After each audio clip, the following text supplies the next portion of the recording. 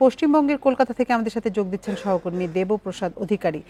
দেবপ্রসাদ, নতুন করে পুলিশের কাছে কোনো তথ্য পেলেন কিনা, তার ময়নাতদন্ত কখন নাগাদ হতে পারে, আটক যে দুজন আছে তাদেরকে জিজ্ঞাসাবাদে কোনো তথ্য পেল কিনা, তাদের পরিচয় সম্পর্কে কিছু জানতে পেরেছেন কিনা?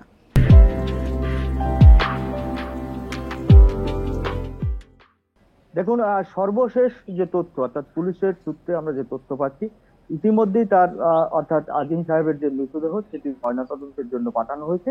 এবং ওই আবাসন অর্থাৎ যে আবাসনে তিনি ছিলেন, যে সেই আবাসনে তার মৃতদেহ উদ্ধার হয়েছে, সেই আবাসনে কিন্তু ইতিমধ্যে পুলিশ সকালবেলা যে যে যে মানে ময়নাতদন্তের আগে যে যে অর্থাৎ ঘটনার যে তথ্য সূত্র অর্থাৎ এটাকে যে যে কোনো যে অপরাধ যদি ঘটে থাকে সেক্ষেত্রে যে তথ্যসূত্র সেগুলো ইতিমধ্যে পুলিশ কালেক্ট করেছে, পুলিশ সূত্রে যেটা খবর।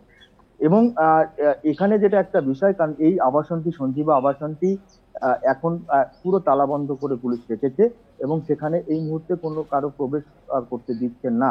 কারণ হচ্ছে যে ঘটনাটি ঘটেছে কোনো রকম যে তথ্য বা ক্লু নষ্ট না হয়, তার জন্য ইতিমধ্যে পুলিশ এই সঞ্জীবা আবাসনের একেবারে গেটে তালা বন্ধ করে রেখেছেন এবং সেখানে কোনো সাংবাদিক বা কাউকে এই মুহূর্তে প্রবেশ করতে দেওয়া হচ্ছে না। পুলিশ সূত্রে যে খবর, দুজনকে যে আটক করা হয়েছে তাদের কিন্তু এখনো নাম প্রকাশ পুলিশ করেনি, যেহেতু এখনো তাদের সন্দেহ কারণে গ্রেপ্তার করা হয়েছে। এবং একটি ভিআইপি প্রোফাইল, এই অর্থে বলছি, বাংলাদেশের একজন সাংসদ ঝিনাইদহ, সেই সাংসদ মৃতদেহ উদ্ধার হয়েছে এবং সেই কারণে এখানে এই মুহূর্তে এখনো ডিসক্লোজ করেনি তাদের নাম। তবে একটা জিনিস এখানে পুলিশ যে তথ্যসূত্র খোঁজ করতে, কারণ ওই আবাসনে সিসিটিভি রয়েছে, তা হয়তো পুলিশ কিছুক্ষণের মধ্যে সেই সিসিটিভি ওখান থেকে সংরক্ষণ করবে এবং তারপরেই সিসিটিভি ফুটেজ খতিয়ে দেখা হবে। কারণ এটি একটি শুল্ক দপ্তরের একজন কর্মচারী, তার বাড়ি এই আবাসন। সেই আবাসনে তিনি কেন গিয়েছিলেন এবং তিনি তার সঙ্গে কে কে গিয়েছিলেন, কারণ এই আবাসনে যাওয়ার পরে তার মৃত্যু ঘটেছে এবং সেই মৃত্যু ঘটার যে আসল কারণ, সেই আসল কারণ হয়তো এই সিসিটিভি ফুটেজ এবং মোবাইল টাওয়ার নেটওয়ার্ক। কারণ 12 তারিখে তিনি কলকাতায় আসার পরে একের পর এক ঘটনা ঘটেছে। তিনি বলছেন দিল্লি যাচ্ছেন, আবার কখনো তিনি বলছেন চিকিৎসার জন্য যাচ্ছেন। এই সমস্ত নিয়ে কিন্তু পুলিশ কিছুটা হলেও ধোঁয়াশায় রয়েছে। কারণ হচ্ছে যে কি এক্স্যাক্টলি কি ঘটেছিল, আসল কি ঘটনা ঘটেছিল, সেগুলো ইতিমধ্যেই তদন্ত শুরু করেছে পুলিশ। দ্বিতীয় যে বিষয়টি হচ্ছে যে এই দিল্লি যাওয়ার কথাই বা কেন তিনি গোপাল বিশ্বাসকে বললেন, আর গোপাল বিশ্বাস সেটা নিয়ে কেন জেনারেল ডায়েরি করেন, তার সঙ্গে যোগাযোগ বিচ্ছিন্ন হয়ে গেছে, মোবাইলে তার সঙ্গে সংযোগ হচ্ছে না, কিন্তু তাকে যখন এসএমএস করেছে যে তিনি দিল্লিতে পৌঁছে গেছেন এবং তার অফিসিয়াল কাজকর্ম করার জন্য তিনি দিল্লিতে রয়েছেন, তারপরেও গোপালের কেন সন্দেহ হলো, যে গোপাল বিশ্বাসের কেন সন্দেহ হলো যে তিনি নিখোঁজ। এই এই প্রশ্নটাও কিন্তু পুলিশের মনে উঠছে। পুলিশ ইতিমধ্যে কিন্তু এই বিষয়টিকে খতিয়ে দেখার চেষ্টা করছে যে হঠাৎ করে গোপাল বিশ্বাসের কেন মনে হলো যে তিনি নিখোঁজ এবং তাকে খুঁজে পাওয়া যাচ্ছে না। তো তাকে তো এসএমএস করেছে, জানিয়েছে যে সে দিল্লিতে রয়েছে। তো তারপরে পুলিশ গোপাল বিশ্বাস কেন তাকে মিসিং ডায়েরি করতে হলো, এসব প্রশ্ন একের পর এক উঠছে। তবে একটা জিনিস সেখানে পরিষ্কার, যে পুলিশ যে দুজনকে গ্রেপ্তার করছে সেই দুজনকে পুলিশ মনে করছে যে তাদেরকে জিজ্ঞাসাবাদের পরে যে নতুন তথ্য উঠে আসবে সেই তথ্যগুলোর অনুসারে কিন্তু পরবর্তী পর্যায়ে তদন্ত শুরু করবে। অন্যদিকে বলে রাখি, কারণ এই আমরা আমরা যেটা জানতে পারছি যে এই আজিম সাহেবের যিনি কন্যা, তিনি ইতিমধ্যে কলকাতায় কারণ আসার কথা, গতকালকে তিনি ভিসা পেয়েছেন এবং তিনি কলকাতায় আসার কথা। তারপরে তিনি এসে হয়তো এই নিউ টাউন যে আবাসন সঞ্জীব আবাসন সেখানে তিনি হয়তো যাবেন। এবং একটা জিনিস এখানে বলে রাখি যে এই আবাসনের এটি কিন্তু ভিআইপি আবাসন, আমি বলতে গেলে এটাকে 3 স্টার আবাসন বলা চলে। এই 3 স্টার আবাসনে এরকম একটি ঘটনা, পার্শ্ববর্তী যারা মানুষ তারাও কিন্তু অনেকটা হতচকিত এবং তারা কিন্তু বলছেন যে এইরকম একটি ঘটনা এখানে ঘটতে পারে, এটা তারাও বিশ্বাস করতে পারছেন না যে এরকম একটি ঘটনা, তার একটা লোক এরকম মৃত অবস্থায় পড়ে আছেন, দীর্ঘদিন পড়ে আছেন, এবং তারাও কিন্তু কিছুটা হতবাক হচ্ছেন এই ঘটনা দেখে। অন্যদিকে পুলিশের যেটা আরেকটি বিষয় আমি বলে রাখি, পুলিশ কিন্তু ইতিমধ্যেই মোবাইল টাওয়ার নেটওয়ার্ক সেগুলোকে তিনি কোথায় কোথায় ছিলেন সেই তদন্ত কিন্তু ইতিমধ্যে শুরু করেছেন। এখনো পর্যন্ত পুলিশ, কারণ এই দুজনকে যে আটক করা হয়েছে তাদেরকে যদি আদালতে পেশ করা হয় তখনই কিন্তু এই যে দুজনের নাম এবং এবং সামনে আসবে, এবং তাদের যে কি ভূমিকা ছিল ওখানে, এই মারা যাওয়ার পেছনে তাদের কোনো ভূমিকা ছিল কিনা, বা ন্যাচারাল ডেথ যেটাকে স্বাভাবিক মৃত্যু হয়েছিল সেটা কিনা, এসব বিষয়গুলো কিন্তু জি, উঠে আসলে আসবে। আপনার কাছে জানতে অন্যদিকে চাচ্ছিলাম যে পুলিশ মরদেহটি দেখে কি বলছে, এটি স্বাভাবিক মৃত্যু কিনা, যে অসুস্থতাজনিত কারণে মারা গিয়েছেন কিনা, নাকি হত্যাকাণ্ড, বা তাকে যখন পাওয়া গেল তার শরীরে কোনো ধরনের আঘাতের চিহ্ন ছিল কিনা? দেখুন, এখনো পর্যন্ত পুলিশ বলছে প্রাথমিক তদন্তের পর্যায়ে রয়েছে।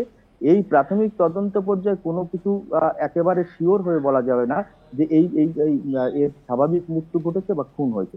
এখনো পর্যন্ত পুলিশ প্রাথমিক তদন্ত করছে। প্রাথমিক তদন্তের পরে পুলিশ একটা সময় এটাকে একটা বিষয় আপনার সাংবাদিকদের সামনে তুলে ধরবেন যে এই ঘটনা ঘটেছে। কিন্তু এখনো পর্যন্ত পুলিশ, যেহেতু প্রাথমিক তদন্ত, আজই মৃতদেহ উদ্ধার হয়েছে এবং প্রাথমিক কিছু তদন্ত আছে, সেই তদন্তগুলো করার পরেই পুলিশ পরিষ্কার করবে যে এটা খুন হয়েছে না অস্বাভাবিক মৃত্যু বা স্বাভাবিক মৃত্যু। এটা এখনো পর্যন্ত কিন্তু পুলিশ ক্লিয়ার করেনি। জি, এবং তার বন্ধু আদালতে যেমন গোপাল বিশ্বাসের কথা বলছিলেন, প্রথমে কিন্তু তিনি গিয়ে তার বন্ধুর বাসাতেই উঠেছিলেন, তারপরে চিকিৎসার জন্য ডাক্তার দেখাবেন এ কথা বলে বন্ধুর বাসা থেকে তিনি গেছেন। আবার এখন বলা হচ্ছে যে তিনি দিল্লি গেছেন এবং বন্ধুকে এসএমএস করে জানিয়েছেন দিল্লিতে পৌঁছেছেন, আপনি যেমনটি বলছিলেন।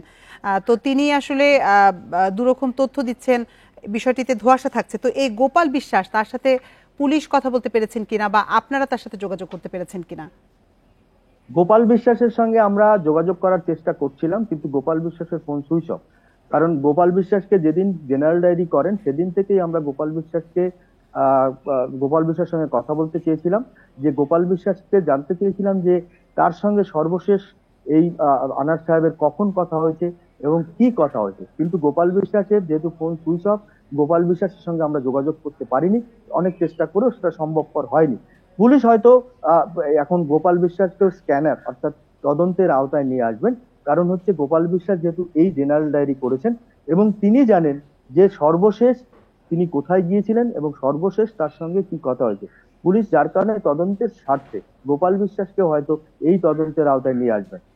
এখানে গোপাল বিশ্বাসের ভূমিকা একটা রয়েছে, কারণ গোপাল বিশ্বাস নিজে জেনারেল ডায়েরি করে দাবি করেছেন যে তিনি তার আত্মীয়, অর্থাৎ আনার সাহেবের তিনি আত্মীয়, বন্ধু হোক যেভাবে হোক তিনি আত্মীয়।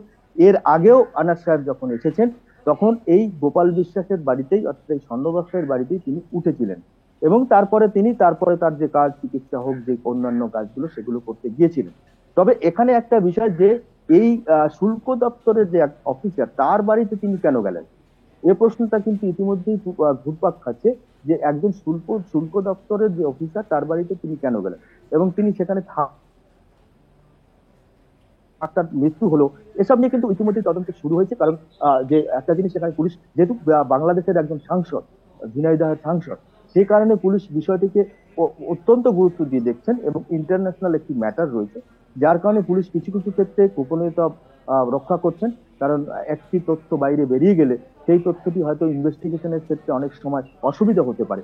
সেই স্বার্থে, কারণ আমার পুলিশ অফিসারের বেশ কয়েকজনের সঙ্গে কথা হয়েছে, তারা আমাকে যেটা জানালেন যে এই মুহূর্তেই আপনাদের যদি সমস্ত তথ্য আপনাদের জানাতে থাকি তাহলে অনেক সময় ইনভেস্টিগেশনের ক্ষেত্রে বা তদন্তের স্বার্থে এটা জানানো সম্ভব নয়।